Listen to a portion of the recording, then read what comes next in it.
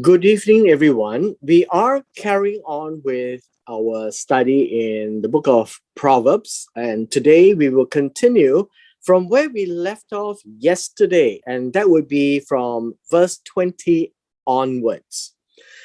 Now, let me just help all of us take one step back. When you look at the book of Proverbs, and you need to realize that this is a Hebrew uh, scriptural text. And we have started from chapter 1 and now we're in chapter 6. And you do realize that we are looking at the advice of Solomon given to the young men of the day. And it is an emphasis on wisdom, as you know, right? And wisdom is tied along with understanding, as well as knowledge. Now, these three are positioned as the good woman. Now, of course, we have the opposite here, and the contrast is obviously the evil woman. And the evil woman is everything that leads away from God. Everything that leads away from God. So these would be all the things like idolatry and things that will be an abomination and disgusting to God. And all these are characteristics. So it is a comparison of the life character of two different sorts. One called the good woman, the other the evil woman. And it is something that we need to be very mindful of whenever we read the text of Proverbs, that you know that woman is a metaphor. Now, the second thing that I think after going through so many chapters and having the feedback from a number of you is that we need to take our mind away from modern times. The reason I say modern times is like, how we live today, what we see around us today, and do not use what we know of today's life and today's culture and superimpose onto the Bible text. We first need to understand the life and times of the then life of the Israelites, and then understand the principles behind it. And so whenever we look at words like lying, adultery, and so on and so forth, do not have a modern definition, I would say. All right, park that aside because it will be a detriment rather than a help. And so English dictionaries should be put to one side. So it's important for us to then realize that the Hebrew text focuses on verbs, the actions, and it focuses on the principles that it is the main themes. As you can see, the book of Proverbs is written in a way where it is poetic. And because it's poetic, there are playing of words and sounds of words, which much of this we can't deal with because this is not a Hebrew class. But I'm just trying to unveil whatever the word meanings are so that we can actually better understand it. And so the definition of the words are important. The principles that is being presented is actually straightforward. There is no mystery and we don't have to make it into some philosophy. And so if you are able to take the text of Proverbs and then understand the word meanings in the Hebrew, then you should be able to teach the children because this is written to the young men of the day, which means that it is simple, it is straightforward, but it uses metaphor that a man will understand, right? A young man will understand. So let's carry on from verse 20. It says, my son, keep your father's command, and do not forsake the law of your mother. Now, we have seen some of these verses before. For example, this one, I think in Proverbs 1, verse 8. No, it's something similar to that. But the focus is this. It's speaking to the son, right? And so remember, all the metaphors that's being used will be understood by the son. It cannot be for something else. So that's the angle that we have to understand it, right? The word keep watch would be, how should you understand it? Keep watch is to watch over, right? To watch over. That's what this word means. Watch over. Watch over your father's commands. So commands are really orders, right? Mitzvot, these are the orders. And then do not forsake. Do not forsake is do not abandon or reject, right? The law of your mother. The law here is Torah. And so the concept of these two possessives, father and mother, it's really a word play here. It's not so literal, but the more bigger focus is on command and law, and this has to do with the context of the day, where God's commands and God's laws are to be taught to the people, and the people are to pass down to the next generation, right? And Solomon is supposed to pass it down. So are the fathers and mothers. But the focus is not so much the father and mother, but what orders, the mitzvot, right? And the Torah that is important. So understand that this is a focus on the commands and law of God that is passed down through the generations. And it says, watch over them. Don't forget, keep an eye on it. Otherwise, you forget what it is. And forsake here means you abandon and you treat it as nothing and you walk away from it. And so these are wise words that Solomon has to inform the young man, right? Bind them continually upon your heart, tie them around your neck. So these are the verbs. Bind them continually, tie them around. Your heart is your mind.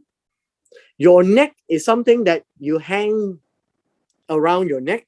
And so basically in the important parts of life, make sure the commands and Torah is always in view. Do you see that? That's what the text is actually expressing. When you roam, they will lead you. When you sleep, they will keep you. When you awake, they will speak with you. Now let's break this down a little bit. This is talking about the life of the young man, right? When you walk, when you lie down to sleep, right? When you, this word is when you arouse, right? When you arouse, so from your sleep, basically. And so the three verbs here, one is they will lead you. Lead you means to guide you. The second one is they will keep you. The word keep you is to guard you. The third one is to speak with you. And the word actually means to, well, I guess this one has to do with, how should we say?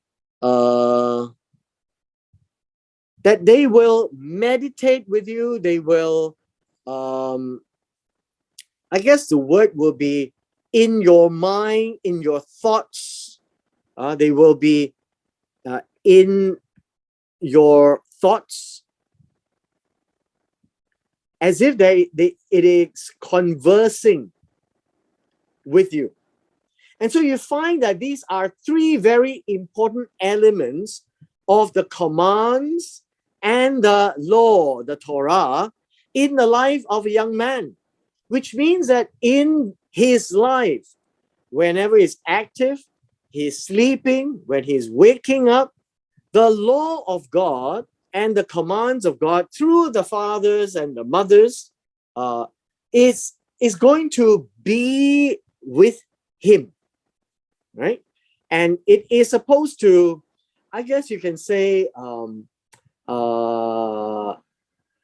it is going to be very much an integral part of life. And you can see that Solomon the wise is really advising the young man that the only way to guard him is God's word, God's Torah. Now understand this, Torah, although it's translated as law, it is not law. Let me just be very clear. Torah is not law, although it's translated as law. It literally means instructions and directions of life from God. And hence, all of these is to guard and guide the young man. Now we come to verse 23. For the commandment is a lamp, and the law a light. Reproofs of instruction are the way of life. And it will go on. So let's do the first two lines first. I think that will help us understand. This should give us an A and a B. And this should also remind us of a very interesting verse. Psalms 119, 105. David's psalm, your word is a lamp to my feet and a light to my path. And that would be the father of Solomon. And so it says here, the order is a lamp. Now the word lamp here literally means something that brightens, right? It's a vessel that will brighten the way. The law is a light. Now the word light here is or, and it means illumination. All right, it means illumination. Order, if you want to be a bit more specific.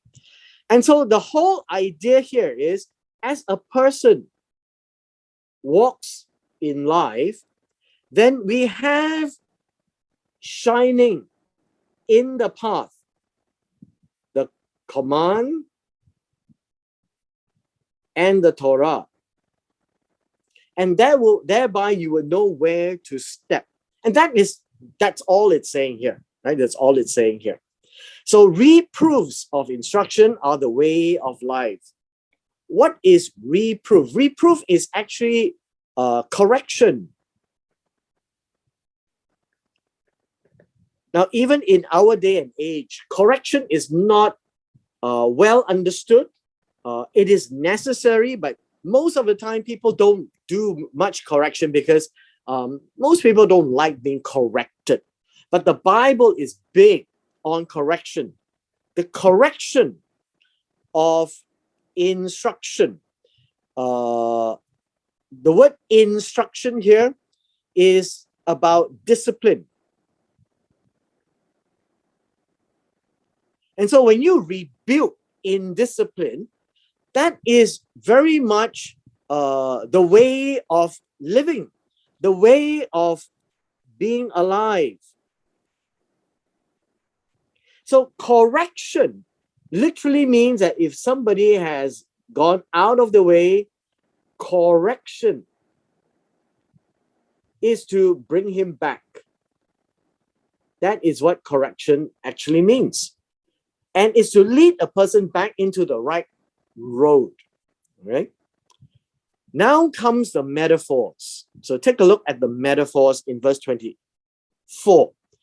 Why do we need all these words of God, the commands and the Torah of God, to shine the way to walk for the young man? So verse 24 says, it is to keep from. Keep from means to guard you from the evil woman, from the flattering tongue of a seductress. This means to guard you, right? To guard you from the evil woman. The evil means Ra. And remember, Ra is what is disagreeable. And this will be in the eyes of God, right? This is regarding the eyes of God, because this is from God's perspective. And his commandments and his Torah is to guard you, to keep you from the woman who is disagreeable in the eyes of God. Now, who is this woman? Now, this is not a literal woman. We must be very clear when you talk about this. This is a metaphor. This metaphor is this woman here. One that leads a person away from God. And that is evil, Ra. Okay. The second part is about a flattering tongue. Flattering tongue literally means smooth tongue. You know, somebody who speaks very smooth, who loves to flatter, makes you feel good so that you think that you are good, but when you're not, right? This is the speech of someone who's called a seductress. But in this word, in the original, this is an alien. Someone who is like a harlot, who is trying to entice, right? Is a strange woman. Why do we call her a strange woman? Because the familiar woman is the good woman. The strange woman is the evil woman. And so what you have here is that you have an A and a B. And this is the one to stay away. So it is not a literal expression, really. Right? It's not, but it's using the woman who would seduce the evil woman as a metaphor. So do not lust after her beauty in your heart, nor let her allure you with her eyelids. Now, let's look at the meanings of these words. Now, meanings are important. So the first part here is about lust. The word lust here is about covet, right? Covet. Do you know the word covet would be found in the Ten Commandments? Thou shalt not covet your neighbor's wife, your neighbor's children, your neighbor's servants, your neighbor's goods, your neighbor's donkey. The idea here is covet is lust. It is a desire, but it is not just a desire. It is a desire to own, to possess, to make it part of your possession. That is what lust actually means. Covet. When you lust after your neighbor's donkey, it is not about looking, right? It is about wanting it and make it part of yours. Now, that one is completely disagreeable to God. It is evil in the eyes of God. Why? Because what don't belong to you should be left alone. Even the woman that belongs to your neighbor.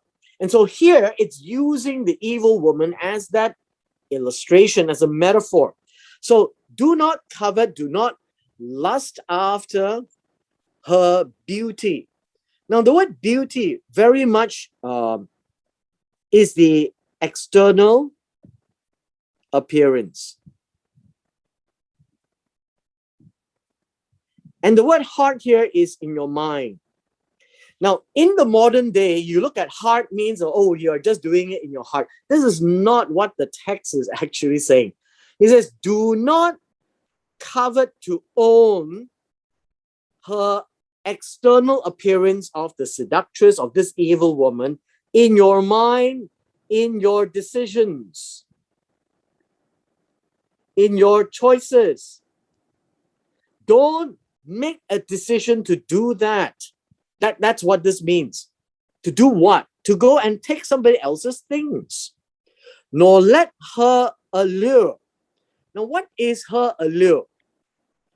The word allure here,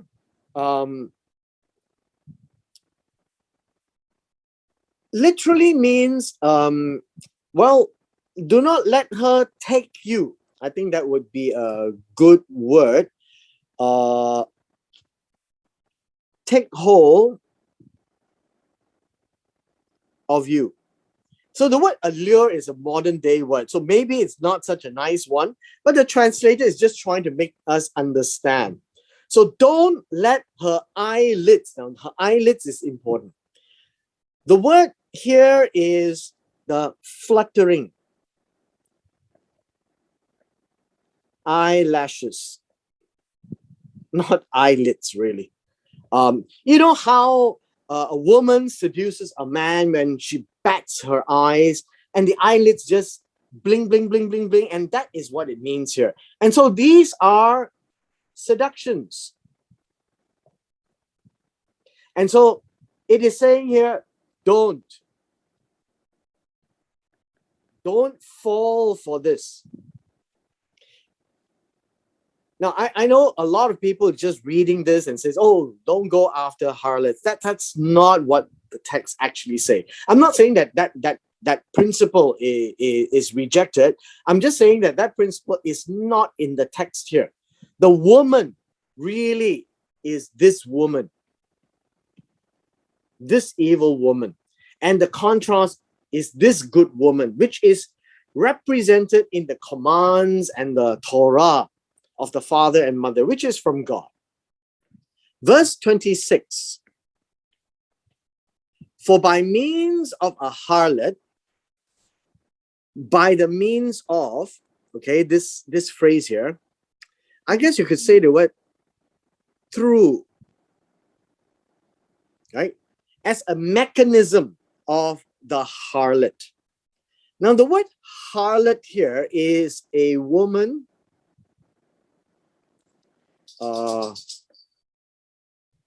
who, well, I guess you can say a woman who commits fornication. Okay, that's the meaning, right, of harlot here. It is actually not one word, but it's actually two words. The woman who commits fornication. It's a very specific term. And as you know, in the Hebrew Bible, fornication is very much about idolatry. And so in this instance, it says that then a man is reduced to a crust of bread. This phrase does not exist in the Hebrew Bible. That's why it's in italics. And it says to a crust of bread. Literally means that it is a piece of bread or a morsel of bread, right? A morsel of bread. And so it literally says that there is a consequence that the harlot will lead one to become very little.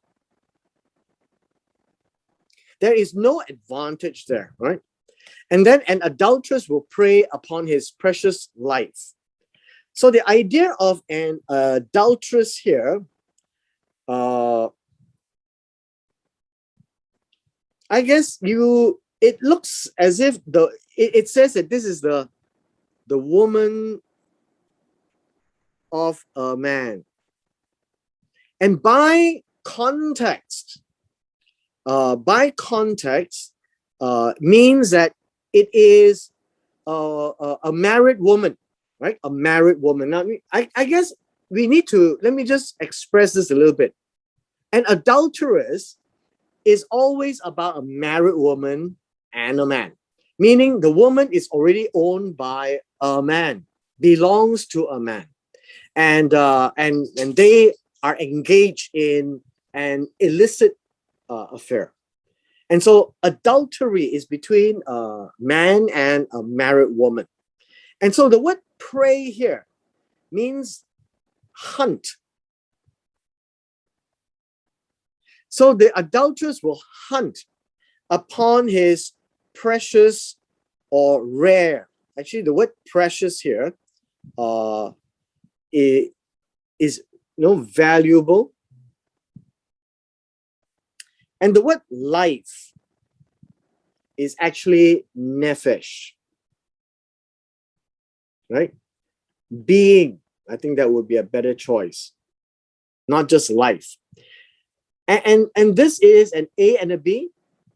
It is about a woman who is enticing a man, and the cost of it becomes very little, makes the man to be little. And what does little mean? It means that his valuable nephesh will become nothing. Verse 27. Can a man take fire to his bosom and his clothes not be burned? Can one walk on hot coals and his feet not be seared? Now, this needs a bit of explanation. So it says here, can a man take fire? Take fire means to pile up or pick up. To pick up fire or pick up coal, right? And it says to his bosom. That's not what it means, right? That's not what it means. It means in the how should you call it? In the skirt of his clothes. Meaning, if you have this long garment, right, and you use the ends of the garment to pick up coal that is still on fire, then, and his clothes not be burned. So the word burn here actually means catch fire. So it's not about take fire in your chest. It means to pick up a coal that is still on fire using the hem or the skirting of his clothes. When you use that to pick it up, will not his clothes, his garment, be burned? And the answer is yes. These are all rhetorical. Yes, right? That's what it means. Can one walk on hot coals? The word hot coals here is burning coal. Can one just walk on burning coal and his feet not be seared? The word here is scorched, right? Or burned. So this is also rhetorical, right? And the answer is yes, of course. Of course. Now let's go on to verse 29. Then, so, and the word so is a conclusion, right? Therefore,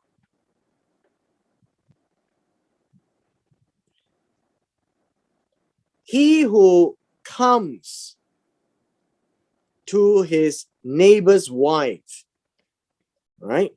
Goes into his neighbor's wife. Now understand this word. Goes in essentially is to have sex. His neighbor. Actually, this word neighbor also means companion or friend, right? The word wife here is woman. Now, I just want to point out to you that the word wife and husband is a modern day expression. So if you recognize in the ancient Chinese ways, people are always introduced as this is not by this is my wife, but this is my woman. And that's how the ancients refer to their husbands and wives, right? The second phrase, whoever touches her shall not be innocent. This and this is an A and a B. The word touches her.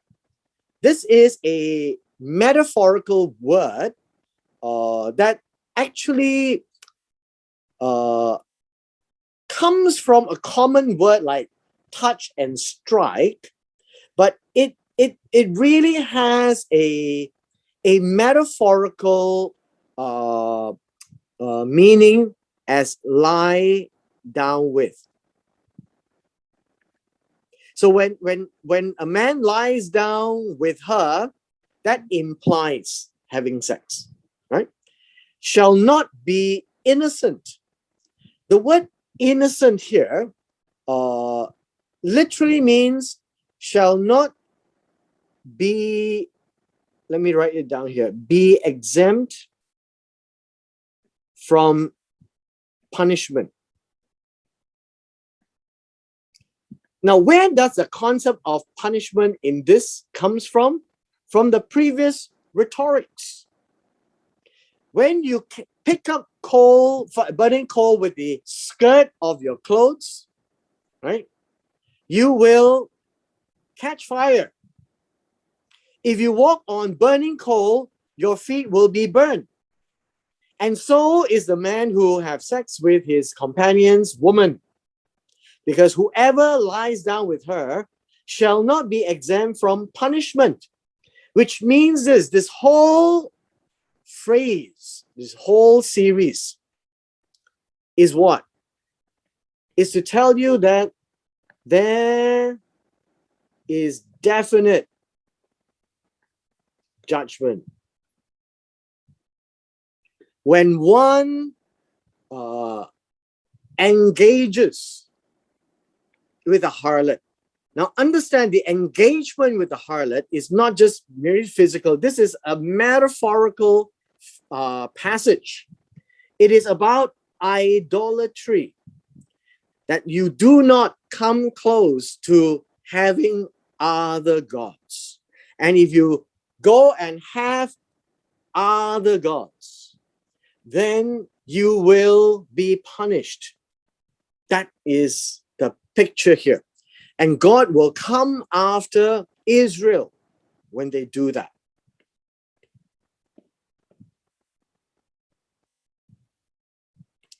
Verse 30. Do not despise a thief. No, the word despise here means to disrespect. It's a very surprising phrase, but no, do not despise a thief. A thief literally means one who takes by stealth. Meaning that you don't know about, then he takes, right? And so if he steals, and thief is the one who steals, okay, you must realize that these two words are related, right? If he steals to satisfy himself when he is starving. This is an important element of stealing, right? He is to make himself full. Now, the word himself is nefesh. We have seen this word many times. His being. It's all about being alive, because he was, well, not just starving, he was very hungry. And so he stole because he was hungry. So don't disrespect him, because he has no choice, right? He is suffering from hunger. Yet when he is found means he is caught. He must restore sevenfold. And this is the principle of restitution. Right? The principle of restitution. Because you stole, right? Stealing is not, stealing is not approved by God. But if a person does that, and because he's starving, well, he still need to face up to the consequences, because he was a thief still, right?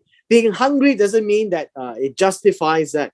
So you need to pay back sevenfold, and that would be the principle of restitution. And it says that he may have to give up all the substance of his house. All the substance of his house. The substance means whatever is of worth, I guess you could say. Whatever of value of his house, he has to give it up to pay back.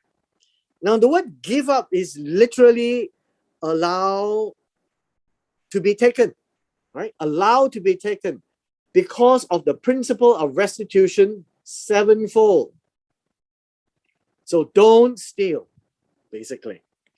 But whoever commits adultery with a woman lacks understanding, and he who does so destroys his own soul. Now understand the principle. All these are words of wisdom, basically, right? They're not as literal as you want it to be. And so you find this.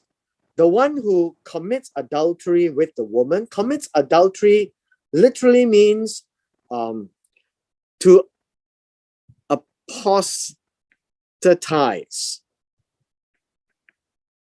or fall away. With a woman that will be after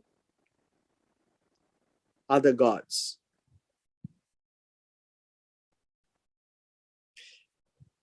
That would be the metaphorical meaning of this phrase here. It says he lacks understanding. Now the word lack is in need, right? In need. He's lacking. He doesn't have, he is void of, void of. And what does understanding here means? You'll be surprised. The word understanding here is the heart. And by heart, it is the mind. And by mind, it is the understanding. That he doesn't know how to choose. He doesn't know, so he doesn't know how to choose, how to think, etc. And this is the one, and the word destroy, by the way, is to put to ruin. His own soul, nefesh. That's being. What does this mean? It means that when you go after other gods, you have nothing in your head. Where is the mitzvot? Where is the Torah? What do you know of God? Why did you give up the one true God? And that is the picture that is being given here, right? And so if you were just a thief and you steal to feed yourself when you are hungry, well, that seems to be understandable and you can repay. But if you go after other gods, there is nothing to repay. Your mind has nothing left of God.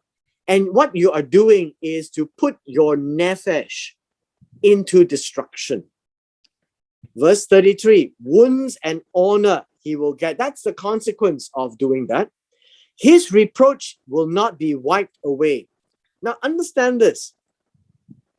Wounds would be plagues, right? The word dishonor literally means disgrace.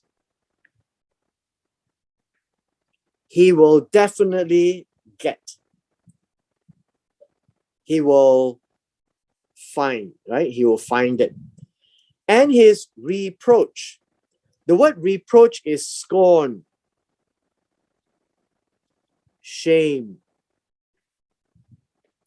will not be wiped away. The idea of wiped away is blotted out, which means that he has to account for it. Now, I think we need to take a pause here to understand. We have one here and one here. Stealing is an issue that pales in comparison to idolatry. And so in the major prophets and the minor prophet books, you find that God is dealing against Israel on two counts. Injustice, Hamas, which also includes violence in society. And number two, idolatry. And God will come and pursue them. And until they repent, God will not relent. And which we saw, the Assyrian Empire came and took the northern kingdom. And then they carried on doing it. And the Babylonian Empire came and took the southern kingdom. And so all of these is really to remind Israel, while you are young, stay away from harlotry. Stay away from other gods. Don't let the other gods tempt you that they are better than Jehovah. Verse 34. Jealousy is a husband's fury. Therefore, he will not spare in the day of vengeance. He will accept no recompense, nor will he be appeased, though you give many gifts. Now let's break this down. If what we are talking about up here, all this, is with regards to idolatry, then the metaphor of the husband is God.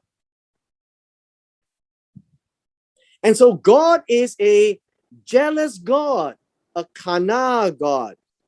God will protect the innocent. God will protect those he loves so that his precious people do not stray and go after other gods. That's what he is. He is a kana God.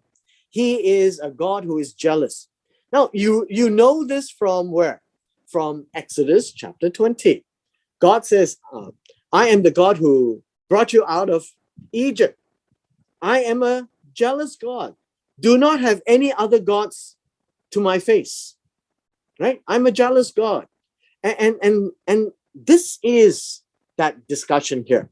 So in this more poetic form, when the Israelites go and do idolatry, the husband, who is God, will be very jealous and he will have his fury.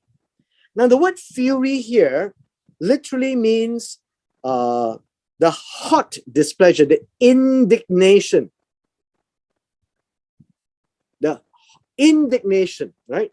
The hot anger. And you must realize that idolatry will incite God to hot anger. Therefore, he will not spare. Now, this word spare, you need to understand. It says that he will not have chamal. He will not have pity. He will not have pity. He will not have compassion. He will not spare. He don't care anymore in the day of vengeance. Now, this word vengeance literally means the day where God will bring recompense. Now, what does that mean? This literally means the day of judgment. And so, in that day where judgment comes, God will not hold back. That is what it means when it's regarding idolatry.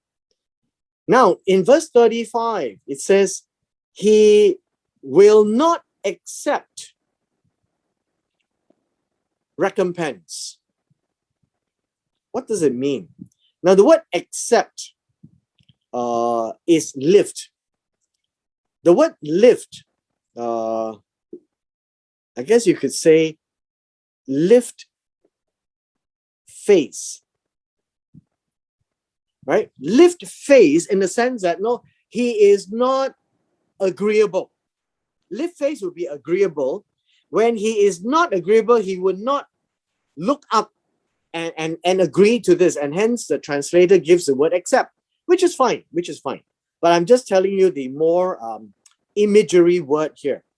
He will not lift his face to any ransom. Understand, a ransom is a covering. This is the covering of a wrongdoing, right?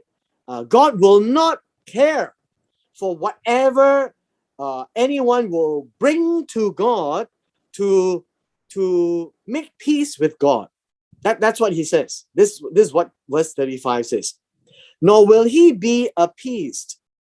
The word appeased means that he is not desiring, right? Not desiring.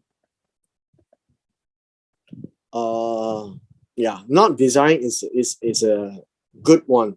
Not desiring, even though you give many gifts. And the word gifts here is a very interesting concept of, it's presents. But in this context, bribes. Why? Because judgment, when you're before a judge and you give the judge presents, in today's context, this is called bribery. And God says he is not concerned with any of this. In the day of judgment, he will not accept anything that will replace, right? You will not accept any gifts or offerings or bribes or sacrifices. None of this. So this is God's view of things. And God's view of things, as you can see, it's very severe. So understand this. This is not about your normal course of life adultery. It is not about harlotry as we would normally think. And so when you see that in this particular instance, God has compassion to who? The thief, right? The thief, right here. But God has no compassion to the adultery, when you go after other gods. When you go after other gods, what does that mean? It means that you don't care about God. If you don't care about God, Why does God want to care about you in the day of judgment? Right? And here you would see that in this particular aspect, it is a warning to the young man. So don't go into this territory. And so these are all really life lessons that Solomon has in giving to the young man. When you are young, know all these things. Let this be your wisdom, your knowledge, your understanding, so that you would stay away from all the bad character, all the bad things that God doesn't want you to do, including and especially idolatry. And it is now portrayed in a metaphor of the evil woman and a metaphor of a harlot. And you would see this metaphor all over scripture. And so don't look at the text as a very literal English text. Look at the text very much from a Hebrew perspective, and you would see a lot more nuances. And with this, we come to the end of chapter 6.